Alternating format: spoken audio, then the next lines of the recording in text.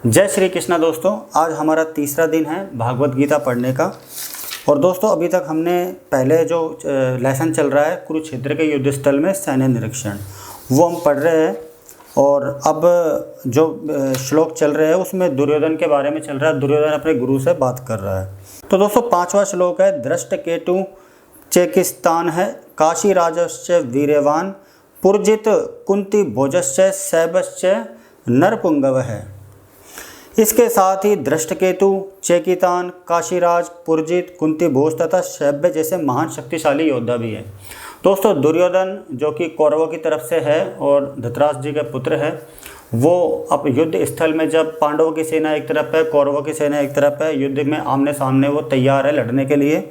लेकिन उससे पहले दुर्योधन अपने गुरु के पास जाता है, द्रोणाचार्य के पास, सामने वाली सेना और अपनी सेना के बारे में बात करने के लिए। और उसे बताना चाह रहा था कि भाई सामने ये योद्धा है और अपनी टीम में भी ये योद्धा है। तो वो बता रहा था कि भाई इनके साथ ही दृष्टकेतु दोस्तों शिशुपाल थे उनके पुत्र हैं। अगला जो चेकितान है, दुर्योधन ये सब बता रहा है द्रोणाचार्य को। दृष्टकेतु शिशुपाल के पुत्र है, चेकितान दृष्टकेतु के पुत्र है। और काशीराज है जो काशी के जो राजा है वो है। पुरजित जो कौरव पांडवों की माता कुंती है उनके भाई है पुरजित। और कुंती भोज कुंती के पिता है। कुंती के दोस्तों दो पिता है, एक तो शूरसेन तो उनके जन्मदाता है, लेकिन शूरसेन ने अपनी बेटी को दान में दे दिया था कुंती भोज को, तो पालक पिता कुंती भोज है। तथा शैब्य जैसे महान शक्तिशाली योद्धा भी है। दुर्योधन सामने वाली पार्टी के बारे में बता रहा है, जो सामने विपक्ष में जो सेना खड़ी है उनके बारे में बता रहा है कि भाई ये सारे महान योद्धा उसकी तरफ से लड़ रहे हैं, तो आप इनको हल्के में ना लें और इनसे बराबरी से युद्ध करें। अगला श्लोक है छठा, युधामनुश्च विक्रांत उत्तमोजाश्च वीर्यवान, सौभद्रो द्रौपदेयाश्च सर्व एव महारथः। पराक्रमी युधामन्यु, अब दुर्योधन गुरु से बोल रहा है, पराक्रमी युधामन्यु अत्यंत शक्तिशाला उत्तमोजा जो युधामन्यु है और जो उत्तमोजा है ये दोस्तों द्रौपदी के भाई है दोनों। सुभद्रा का पुत्र अभिमन्यु है, जो आप सभी जानते होंगे, अभिमन्यु का नाम आपने सुना होगा। तथा द्रौपदी के पुत्र ये सभी महारथी है। द्रौपदी के 5 पुत्र भी पांडवों की तरफ से युद्ध में शामिल है, जो कि दुर्योधन बता रहा है कि ये सभी महारथी हैं। 7वां श्लोक आता है दोस्तों श्रीमद् भागवत गीता का, एकस्माकं तु विशिष्टा ये तात्रिबोध द्विजोत्तम, नायका मम सैन्यस्य संज्ञार्थ तान ब्रवीतिते। किंतु हे ब्राह्मण श्रेष्ठ, अब दुर्योधन बोल रहा है गुरु से, द्रोणाचार्य जी से, हे ब्राह्मण श्रेष्ठ, आपकी सूचना के लिए मैं अपनी सेना के उन नायकों के विषय में बताना चाहूँगा जो मेरी सेना को संचालित करने में विशेष रूप से निपुण है। अब दुर्योधन गुरु द्रोणाचार्य को बता रहा था कि भाई ये तो हुई पांडवों की बात, अब मैं आपको अपनी सेना के बारे में बताता हूँ कि भाई अपनी तरफ से कौन कौन महायोद्धा महारथी युद्ध में शामिल हुए हैं। भवान भीमश्च कर्णश्च कृपश्च समितिजय अश्वत्थामा विकर्णश्च सोमदत्ति स्थितैव च। अब दुर्योधन अपनी टीम के बारे में बता रहा है कि भाई अपनी सेना की तरफ से अपनी तरफ से कौन कौन से महारथी योद्धा युद्ध में शामिल हुए हैं। दोस्तों जब महाभारत का युद्ध हो रहा था तो ये माना जाता है कि ये अंदाज़ा लगाया जाता है कि ये 100 से 150 किलोमीटर के बीच में युद्ध हो रहा था, कि ये पूरी जो कुरुक्षेत्र की भूमि थी वो 100 से 150 किलोमीटर के लगभग रही होगी। ये दोस्तों फिक्स नहीं है, एक अंदाज़ा मैं बता रहा हूँ आपको। तो काफ़ी बड़ा एरिया था वहाँ पर, नहीं पता था कि कौन सा योद्धा कहाँ पर है, कौन कौन योद्धा युद्ध में शामिल हुए, क्योंकि लाखों लगभग ऐसा बोला जाता है कि भाई 39 लाख या 40 लाख के लगभग योद्धा वहाँ पर शामिल थे युद्ध के अंदर, जिसमें से ऐसा माना जाता है कि एक मैं अंदाज़ा आपको बता रहा हूँ कि लगभग 25 लाख सेना कौरवों की तरफ से थी और लगभग 14-15 लाख जो सेना है वो पांडवों की तरफ से युद्ध में शामिल हुई थी।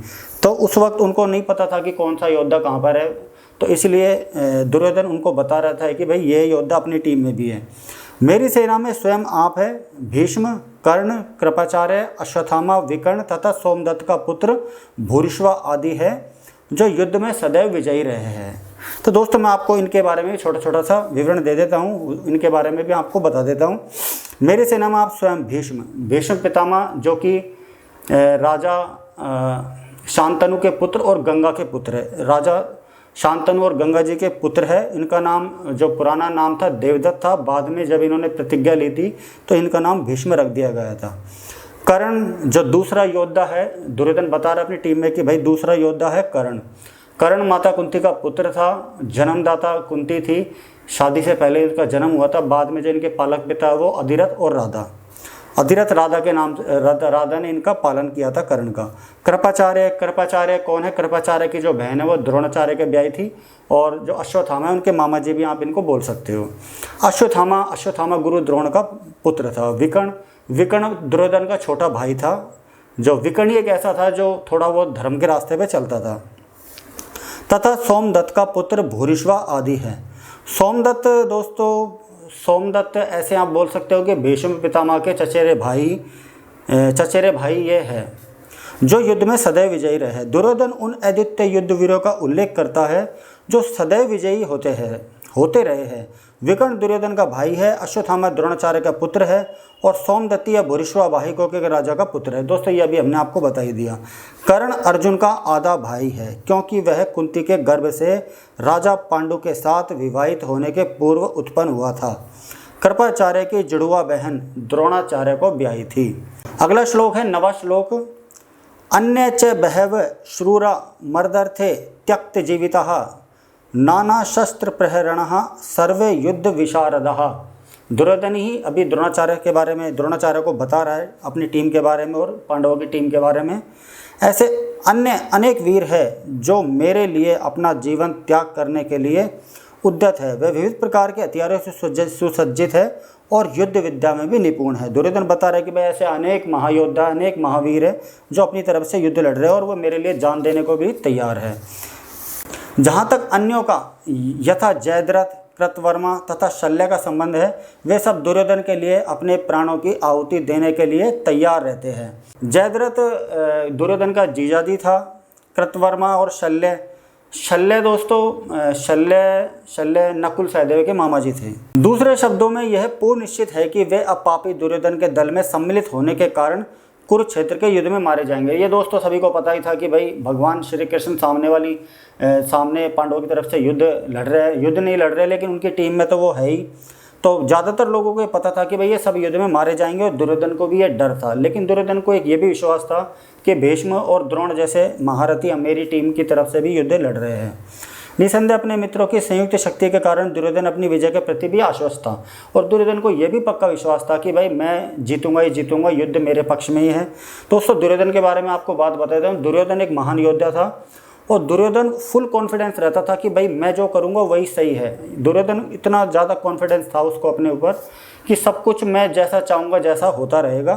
तो दोस्तों ये हमें अपने जीवन में भी ये एक बोलते हैं ना कि ये हमें भी एक प्रेरणा मिलती है कि भाई हमें कॉन्फिडेंस रहना चाहिए। हम कोई भी लक्ष्य हमारा हो, कोई भी काम हम कर रहे हो, पढ़ाई कर रहे हो, या फिर हम गृहस्थ जीवन जी रहे हो, या फिर हम वृद्धाश्रम यानी कि जब हम बूढ़े हो जाएंगे उसके बाद भी, तो वो हमें अपने ऊपर पूरा विश्वास होना चाहिए। जो भी हम काम कर रहे थे दुर्योधन से हम ये सीख सकते हैं। अगले श्लोक की बात करते हैं 10वें की। अपर्याप्तम तदिस्माकं बलम भीष्म भिरक्षितम पर्याप्तम त्विदमतेषां बलम भीमा भी विशक्तम। हमारी शक्ति अपरिमेय है और हम सब पितामह द्वारा भली भांति संरक्षित है।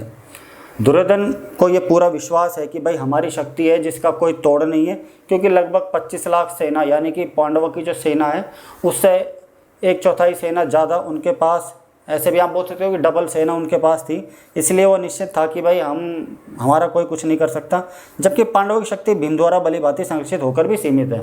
अब दुर्योधन बोल रहा है कि भाई हमारे पास तो भीष्म पितामह जैसे महान योद्धा है, सामने भीम ही तो है। भीम को वैसे दोस्तों दुर्योधन भीम को बहुत ज़्यादा शक्तिशाली मानता है, लेकिन भीम को वो भीष्म पितामह से कम शक्तिशाली मानता है। यहाँ पर दुर्योधन ने तुलनात्मक शक्ति का अनुमान प्रस्तुत किया है, जैसे कि वो एक तरह से तोल रहा है दोनों पार्टियों की, दोनों पक्ष विपक्ष की शक्तियों को, कि वह सोचता है कि अत्यंत अनुभवी सेनानायक भीष्म पितामह के द्वारा विशेष रूप से संरक्षित होने के कारण उसकी सशस्त्र सेनाओं की शक्ति अपरिमेय है। क्योंकि भाई दुर्योधन की तरफ से भीष्म महान शस्त्रधारी महान योद्धा, सबसे बड़ा योद्धा उस महाभारत काल का भीष्म पितामह था दोस्तों। ये सभी को पता ही है, उसको कोई नहीं मार सकता। यानी कि वो अपनी इच्छा मृत्यु, उसके पिता शांतनु ने उनको इच्छा मृत्यु का वरदान दिया था, वो अपनी इच्छा से ही मर सकते हैं, वरना पूरी दुनिया में उसको कोई नहीं मार सकता है। तो दुर्योधन को ये विश्वास था कि भाई अपने पास तो भीष्म पितामह जैसे महान योद्धा है। दूसरी ओर पांडवों की सेना सीमित है, क्योंकि इनको सुरक्षा एक कम अनुभवी नायक भीम द्वारा की जा रही है। दूसरी तरफ भीम है जिसका जो भीष्म की तुलना में नगण्य है, यानी कि जो भीष्म के आगे उसकी शक्ति कुछ भी नहीं है। दुर्योधन सदैव भीम से ईर्ष्या करता था, क्योंकि वह जानता था कि यदि उसकी मृत्यु कभी हुई तो वह भीम के द्वारा ही होगी। दोस्तों बचपन से ही भीम और दुर्योधन उन दोनों की कभी नहीं बनी, हमेशा वो लड़ते आ रहे हैं और दुर्योधन हमेशा भीम को मारने की कोशिश करता है कि भाई इसको कैसे न कैसे मैं रास्ते से हटा दूं, और दुर्योधन को ये भी पता है कि मैं इसी के हाथों मेरी मौत होगी तो मैं इसी के हाथे मरूंगा। और भीम ने दोस्तों जब द्रौपदी का चीरहरण हुआ था वहाँ पर उसने तपस्या भी ली थी, यानी कि प्रण लिया था, एक वादा किया था कि भाई तेरे को मैं ही मारूंगा। किंतु साथ ही उसे दृढ़ विश्वास था कि भीष्म की उपस्थिति में उसकी विजय निश्चित है, क्योंकि भीष्म कहीं अधिक उत्कृष्ट सेनापति है, वह युद्ध में विजयी होगा, यह उसका दृढ़ निश्चय है। दुर्योधन बोल रहा है, दुर्योधन ये बता रहा है और वो अपने बारे में भी ये बोल रहा है कि भाई अपनी जीत निश्चित है, क्योंकि अपने पास महारथी महान योद्धा है। तो दोस्तों बस आज के लिए इतना ही। भगवत गीता के कंप्लीट 10 श्लोक हो चुके हैं, अभी तक हमने 3 वीडियो बनाई है और भागवत गीता के हमने 10 श्लोकों के बारे में जान लिया और उनका हिंदी अनुवाद के बारे में भी जान लिया है। दोस्तों अब आप वीडियो के साथ जुड़े रहे, आगे ऐसी बातें आएंगी दोस्तों हमने जो कभी सपने में भी नहीं सोची होंगी और हम सोच नहीं सकते। दोस्तों हमारी लाइफ से जुड़ी हुई इसमें सारी बातें शामिल हैं। आप ये अंदाज़ा नहीं लगा सकते कि आपके जो डेली लाइफ में जो घटना घट रही है, सुख हो रहे हो या हमारे जीवन में जो सुख है दुख है, किसी का पुत्र गलत है तो किसी का क्या गलत है, तो वो सारी घटना इसमें हमारे को बस एक तराजू में तोल कर देखना है कि यार ये सारी घटना तो हमारे साथ प्रेजेंट में घट ही रही है। तो आगे ऐसी हम बातें करेंगे भागवत गीता के बारे में, इसके अंदर ऐसा तोड़ है हमारे जीवन का, और भगवान भी हमें बताएंगे कि हमें इन सारी जो हमारे सामने ये जो सुख दुख आए इनको हमें कैसे हैंडल करना है। तो पूरी बातें दोस्तों भगवत गीता के अंदर आएगी, आपको बस डेली वीडियो देखना है। और वीडियो अच्छी लगे तो दोस्तों आप कमेंट भी कर सकते हो, कमेंट में आप जय श्री कृष्णा भी बोल सकते हो, राधे राधे भी बोल सकते हो। और भगवत गीता का दोस्तों और कुछ मेरे पास शब्द भी नहीं है कहने के लिए, तो आप बस इसको सुनना और एंजॉय करना, और भगवान से जो भगवान के भक्त हैं उन सभी को तो दोस्तों मज़ा आने वाला है। और आध्यात्मिक बातें हैं, ये सारी आध्यात्मिक किताबें हैं, आध्यात्मिक बातें हैं जो हम सभी को इनके बारे में जानना होता है, लेकिन आजकल की लाइफ में कोई इन पे ध्यान नहीं देता। तो आप वीडियो के द्वारा अब इस भागवत गीता के बारे में हम पूरी बात जानने की कोशिश करते रहेंगे। तो दोस्तों वीडियो को आप चैनल को सब्सक्राइब करके रख ले, डेली हम आपको 3 से 4 श्लोक या फिर 2 से 3 श्लोक 5, 7, 10 मिनट की वीडियो हम डेली दिया करेंगे। ओके दोस्तों, जय श्री कृष्णा, राधे राधे।